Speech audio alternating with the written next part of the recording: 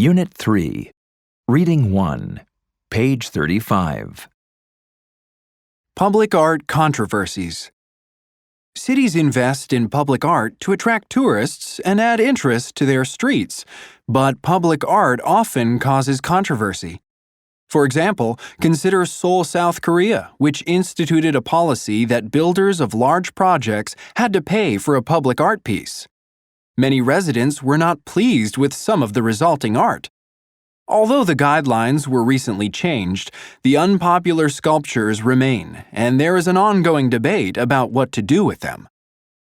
Even the extremely popular cow parade has been a topic of controversy in a few areas. Since 1999, fiberglass cows have been installed temporarily in over 50 cities worldwide.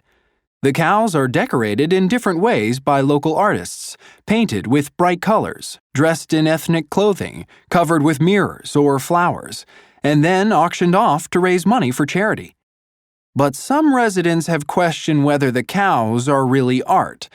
They think the animals look cheap or are not in good taste, and some have objected to the decoration of particular cows. The following article was written in response to a controversy about a public sculpture in Phoenix, Arizona. Before the sculpture went up, many citizens felt that the city shouldn't spend $2.4 million on the project, and for a while, it looked like the city might back out. Since it was completed, the work, called Her Secret is Patience, has earned several awards and has been well received by the local residents. It's a large, transparent structure that appears to float above the city. The artist, Janet Eckelman, says it makes visible to the human eye the patterns of desert winds. During the day, the piece casts patterned shadows on the ground. At night, its bright colors slowly change through the seasons. Eckelman has a number of public art pieces in many cities, including Richmond, British Columbia, Porto, Portugal, Madrid, Spain, and Rotterdam, Netherlands. Art attack. Public installations have been angering residents ever since the Parthenon went up in Greece. Public art. The very words suggest committee battles and last-minute vetoes. But if you think people are usually arguing over how these artworks actually look or what they represent, think again. In most cases, what upsets people is location, durability, safety, effect on property values, traffic patterns, how to fund the project, and other logistical issues, says Bob Lynch, president and CEO of a nonprofit organization that oversees public arts programs. Public art versus museum art. In 1999, San Diego Public Arts administrators rejected a proposal for a sculpture built from boat scraps because residents thought it would be too weird for the proposed location downtown. So the artist, Nancy Rubens, took her work to a museum a few miles away, and it quickly became a hit. It's been used extensively in articles and travel magazines. It has become a favorite image of the area, says Denise Montgomery, spokeswoman for the Museum of Contemporary Art in nearby La Jolla. The arrangement had mutual benefits for the public and the museum. But Robert Pincus, art critic for the San Diego Union Tribune, is quick to point out why. Now people don't complain about it. Part of the reason they don't is that it's on museum grounds. Museums can do what they want. But if it was out in public, they'd be outraged. Causes of controversy. It could be that in modern times, artists are finding it harder to make a statement. Many artists have used art to try to surprise or shock people.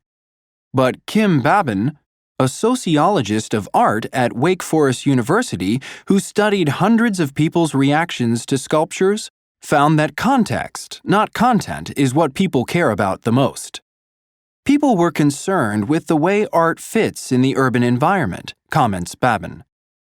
What it comes down to is the flow of daily life. Does a sculpture in a plaza break your routine by forcing you to take a different route to work? Does it break a city's routine by reducing use of a parking lot or park? And, just as important, does it break your visual habits or associations with a certain space? Babin says that people learn to care about a place because it has a particular meaning, or because they use the place for a particular purpose. If an artwork seems to conflict with the meaning of the place, or if it interferes with the way they use it, they are not happy. Lessons we've learned. If history reveals anything, it's that the art often outlives the controversy it creates. A senator once complained about some modern buildings making his city look cheap, and the architect was jailed. Lynch says all kinds of people wrote negative comments about how the city was wasting money on extremely ugly, distasteful objects. This senator lived in Athens almost 2,500 years ago and was complaining about buildings such as the Parthenon. Now just try imagining Athens without the Parthenon and the other buildings on the Acropolis. The same goes for the Eiffel Tower and Pablo Picasso's 1967 Chicago sculpture. Interestingly, Picasso's was privately funded, meaning that the city's money was not involved, but the works still caused controversy. Both works occupy prime spots on public land and were widely disliked at the time they were built. Nowadays, however, both are easily recognized symbols of the cities where they are located and don't seem the least bit controversial. Scandal may have propelled them to fame, but over time something else kicked in. People got used to them and eventually grew to love them. According to some public arts administrators, one way to reduce controversy is to involve the public in the decision process, so the space is used in the way that appeals to the most people. Another trend is integrating public art into the surrounding space. Artists are expected to consider the use and appearance of the area in their designs. Gone are the days of plop art, when works were erected by a select group of experts without considering public opinion. Increasingly, public art is designed by architects with the goal of blending harmoniously with buildings or planned spaces. Of course, if art is forced to meet rigid criteria, the risk is that it could become merely decorative. And the worst artistic offense of all, says Pincus, is blandness. Janet Eckelman, a well-known public artist, says controversy is a good thing. It's good for art to make us think, to give us a shared experience that creates a dialogue, makes us talk to each other, including strangers. So whether they call it unsightly or elegantly beautiful, at least there'll be something to whisper about. The stranger, the better?